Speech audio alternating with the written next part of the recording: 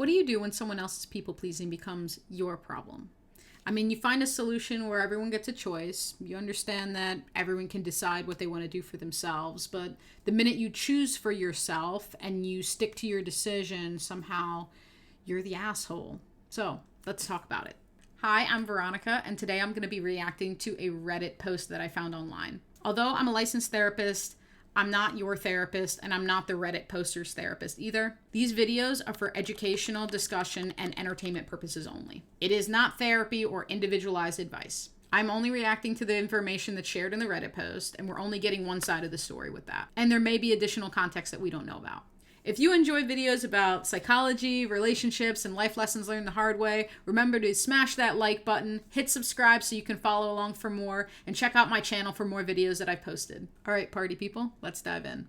Am I the asshole for telling my friend that her people-pleasing wasn't my problem? So this is not at all a dig on people who are people-pleasers, though I do think y'all need some self-introspection, preferably with a therapist to figure out why. However, when you make your people-pleasing my issue, that's where you're going to get some pushback, even if it's brash. So my friends Stacy, Cara, and I, we are all in our 30s, we're riding together to a group dinner. Stacy's boyfriend agreed to give us a ride, but Stacy's boyfriend is a terrible driver, something I didn't know before getting into the car. He was swerving between lanes, speeding, slamming on the brakes. And I mean, I even asked him to slow down at one point, and I was told that this was his car and he would drive it the way he wants. Fine. We finally got to the restaurant, and towards the end, Stacy let us know that she would talk to her boyfriend about driving better, and I told her that I was just going to take an Uber home. She did seem a little taken back, but ultimately didn't respond. So at one point, I went to the bathroom, and Cara followed me and asked if I would just get into the car with them because she felt uncomfortable too, and that it would just be okay. I told her that she should just Uber back with me, but apparently Stacy texted her about me being rude and declining the free ride. So I told Cara I care more about my safety than being perceived as rude for not getting into some car with a makeshift Dom Toretto wannabe. I'm sorry. Okay. Whew. Again, I offered that she could just Uber back with me. The cost was no issue for either one of us. And there was some more back and forth with her trying to convince me to let the great value baby driver cart us back, but I wasn't budging. Oh my God, this is hilarious. Ultimately, I told her that she could do whatever she wanted, but that I also could too. I just knew that that nice car wouldn't be seeing me again, and I was going to be taking an Uber. Everyone got home safely, thank goodness. And then I got some long text from Cara saying that she was disappointed in me for not having her back. She said that I know she has difficulty saying no to people sometimes, and that I should have just hung with her because she also was uncomfortable and also concerned about her safety. She said that since I knew that she was a people pleaser and that she was working on it, that I should have supported her. And I'm not going to lie, I was kind of over the whole thing at that point. This is not the first time Cara has had difficulty standing up for herself and trying to corral someone else into just going with the flow. So perhaps that's why I was a little bit short with her. Either way, I told her that her people-pleasing tendencies are not my problem and that I'm not going to be uncomfortable alongside her just because she doesn't have the mental wherewithal to say no. And she didn't respond. Honestly, writing this out makes the whole thing seem even sillier to me. How are you worried about your safety but willing to do that unsafe thing? The only reason I'm posting here is because my other friend, Cece, said I might get some different opinions. Cece agrees with me but wonders if I was just being a little too harsh. Again, please don't dog on the people pleasers. It ain't my ministry, but I'm sure some people are working through it. So here's my question. Am I the asshole? All right, I actually love this post because a lot of times people find themselves in a similar spot one way or another. Of course, every situation is different. Context is important, but more often than not, people find themselves just going with the flow, even when safety concerns are being brought up. And sometimes that's completely fine and nothing happens, but other times it's not fine and something does. When we choose to just go along with something to keep the peace, that also comes with its own risks as well. Like if something was to go wrong and your life was to be permanently changed in one way, shape, or form, like you're going to be the one that has to live with those consequences, not the people that you're trying to make happy. And at the end of the day, when you're an adult, a lot of times like you're responsible for your own safety and people don't always do that for you. Which is why I think conversations like this are so important, because teenagers, young adults, college students, like honestly can end up in situations like this all the time. And then you get stuck in the spot where your gut is telling you one thing and everyone else around you is telling you to do something different. And eventually you have to decide which one you're going to listen to. And sometimes that can be really uncomfortable, especially if the people that you're with don't agree. But that doesn't necessarily mean that it's the wrong call. All right, so was the writer's concern reasonable? Before we jump into people pleasing, boundary setting, and all that good stuff, I really want to start with the driving, because that seems to be what created this entire situation in the first place. So the writer basically says that her friend's boyfriend is speeding, he's swerving, he's brake checking hard. She even asked for him to slow down, and his response was basically like, yeah, this is my car and I'll do whatever I want. And fine, that's okay. He's right. It is his car. He can do whatever he wants. But I think it's important that we note that that is information. And with that information, I'm kind of glad he shared it, because now you know exactly where this dude stands. And so now you know what to expect if you do get back into that dude's car. And ultimately, that's information and data you can use to decide what you want to do for yourself. Now, if we read a little further, it sounds like Stacy, who's the girlfriend of the driver, is like, don't worry, I'm going to talk to him and you'll be able to ride with us later. However, as nice as verbal reassurances can be, it actually isn't a representation of changed behavior, especially when it's coming from a girlfriend and not the driver that you had a conversation about this before with. So nothing actually changed, and from rereading the post, there was no direct acknowledgement from the driver himself saying that he was going to do anything different. In fact, like when the writer initially brought it up, she definitely got brushed off. So based on that, and based off of like all of the other stuff that led up to it, like if I was the writer, I don't think I would feel comfortable getting back in that car, even if my friend talked to him and said like, hey, don't worry, it'll be different. Because once again, this isn't a disagreement about a person's preferences. Like, we're not talking like, do you like pineapple on pizza or not? Or are you a Coke or Pepsi person? Like, we're literally talking about safety. The issue is, hey, this person is literally driving in a way that makes me feel unsafe, and question whether or not I'm going to make it home.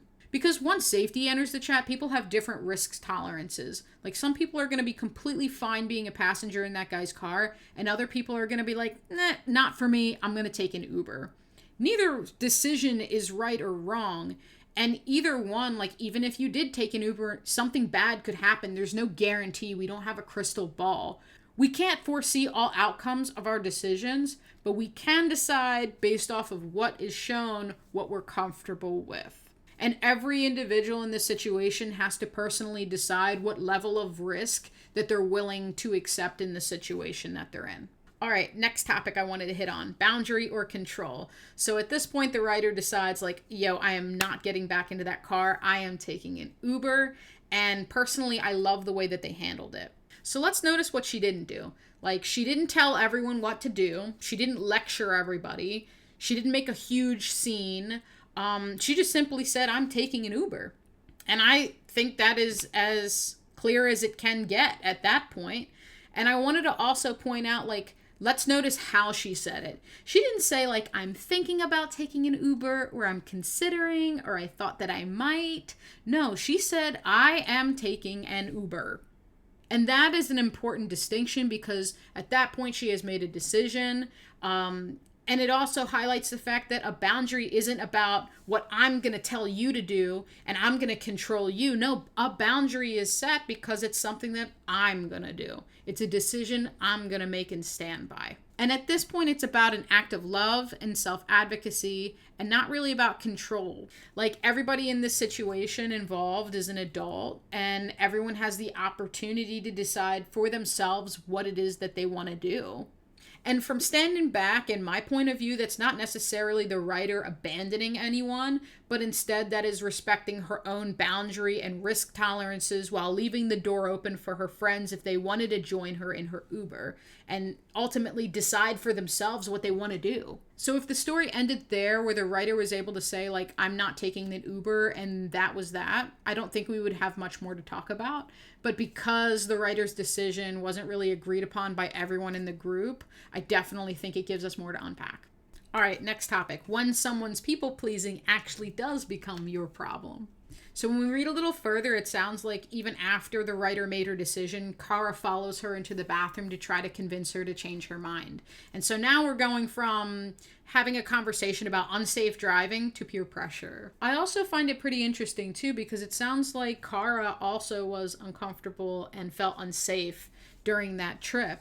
And regardless of that, she's still willing and okay with getting back and being a passenger because she doesn't really want to upset Stacy. So when she hears the writer say no, it sounds like the rest of the night was designated and focused on how do I convince the writer to change her mind and go from a no to a yes. But here's the thing, no matter how many times a person asks or begs or pleads or tries to convince another person to change their mind, if someone's standing firm on their decision, there's really nothing you can do because that person has free will and you can't control another person. So a lot of times in those situations, sometimes people resort to like guilt tripping and peer pressure to get a different answer than the one that they were already given. And if a person resorts to using those tactics, they're not really respecting the individual's decision, but instead they're trying to convince and coerce them into changing their mind, into changing the outcome.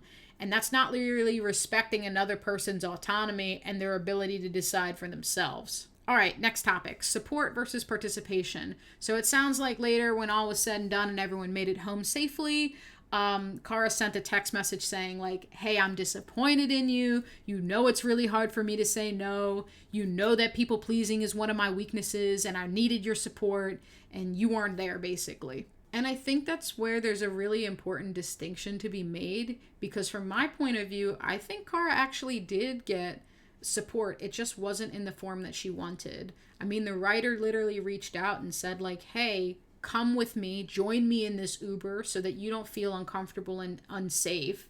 And she offered a secondary option to Kara. She didn't leave Kara standing there by herself, but instead she gave an alternative solution to the problem that was presented, which was how do we get home safely? Now, ultimately, Kara decided not to take the writer up on her offer of the Uber because she didn't want to make Stacy feel bad. But she also had every right to make that decision for herself, just like the writer has the ability to decide what's within her best interest too. And honestly, I think that's one of my biggest takeaways from this whole video is that like people will oftentimes confuse support with participation, and they're definitely not the same thing. Supporting someone can look like offering another option or encouraging them to make a decision that's within their best interest, or respecting another adult's ability to decide for themselves, even if their decision is different from your own. But when we look at participation, now that's different. Participation is more or less on the lines of like, I'm going to ignore my own boundary. I'm going to do this even though I know it's unsafe. I'm completely okay with putting my needs aside and being uncomfortable so that you don't have to be uncomfortable alone, even though that this is a really bad idea. And so those two concepts are completely different, and supporting someone doesn't necessarily always require another person's participation. All right, on to the next topic. Why is it so hard to say no? And honestly, after doing some reading, I definitely do have a lot of empathy for Kara. I know that many of us at one point or another may have agreed to something or gone along with the crowd even though they didn't want to. And that's because a lot of people do struggle to say no. And this can happen for a lot of reasons. Like sometimes people grow up in homes of conflict where saying no just didn't feel like an option or didn't feel safe. In other situations, sometimes people learn that if they said no, it would make other people angry or disappointed in them. Maybe they were taught that being good meant making everyone else happy first. So we really don't know Kara's story because the Reddit post doesn't really go into their background. Either way, regardless of where it comes from my experience, one thing about people pleasing is it usually begins to affect those around you. Because over time, not only is it confusing, but if your yes means no, usually someone around you at some point will have to carry those consequences. And people pleasing typically comes with a lot of guilt. Like guilt for saying no, guilt for disappointing people, guilt for having needs, guilt for having a different opinion, guilt for having different preferences. And that's a really heavy weight to carry because in some situations that guilt can be something that is internalized. And in other situations, whether intentionally or unintentionally, it can get externalized onto another person. So suddenly now the person that says no becomes the problem. Not because they did anything wrong, but because there needs to be a space for someone to hold the discomfort. And that is a whole lot easier to do when you're not carrying the discomfort. So I'm not saying that's exactly what happened in this situation, but what I am saying is that it is something that I do see a lot.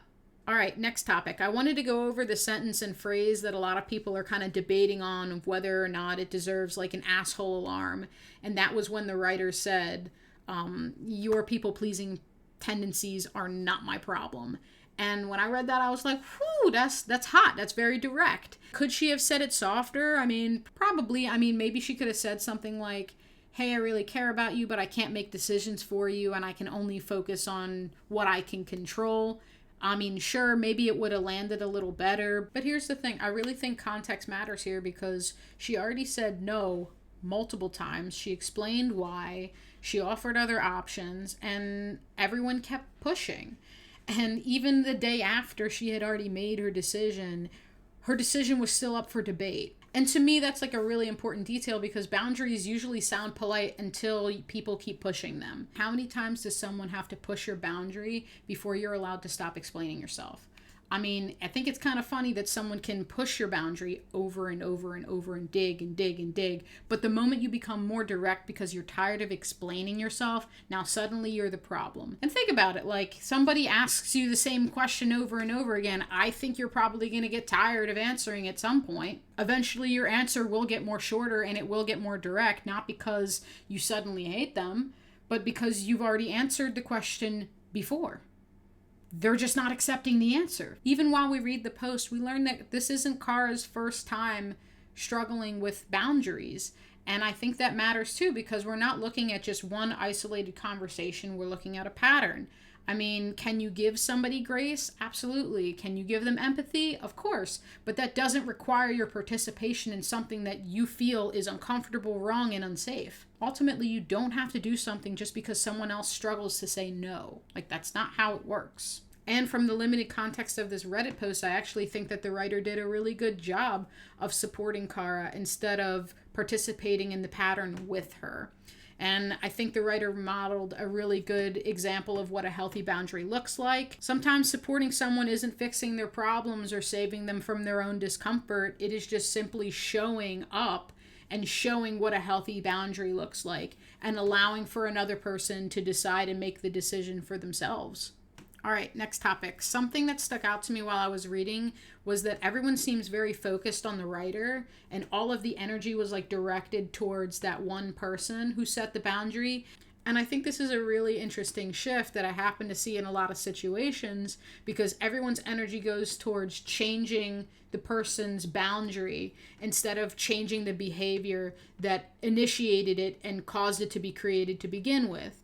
Another really big thing that stuck out to me was that Kara says she's a people pleaser, but the writer wasn't actually the person that she was trying to please, right? It sounds like she wasn't willing to risk upsetting Stacy or the boyfriend, so instead, the writer became the one that was holding all of that discomfort. And that really made me stop and think because I don't actually believe that people struggle saying no to everyone. Usually there's like a certain select few that people are terrified to disappoint, whether that's a parent or a boss or a partner. The challenge is every time we say yes to that one person, we're usually saying no to somebody else.